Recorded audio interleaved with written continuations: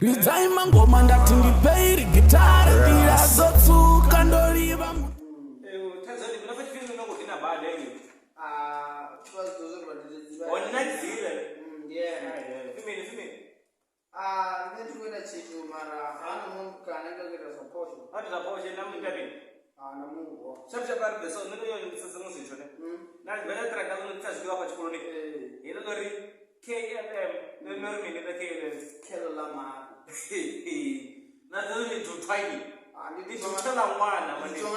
Okay, ari bekazo. USA yo normi. Yemlori University of South Africa. Ni mbuzi ya mwana. Matina bona bakuzuri USA. That KLM remember. Matina KLM idea kwa mambina zidwa. USA matina University. S South Africa. Africa.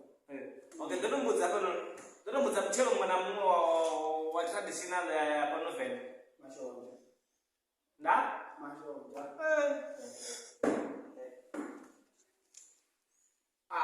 Don't put murone wa dikoto na rolo woto kodei. Ndinama ya ku. Ndio unakipu.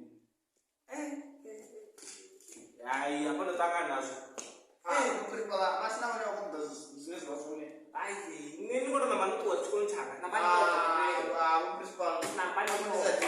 Okay. Mabe adon mo ngani. Okay, Mabe adon mo ngani ne sel.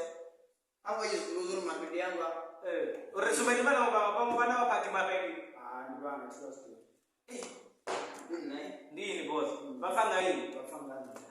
Naona roho kana ndo na mzera. Na?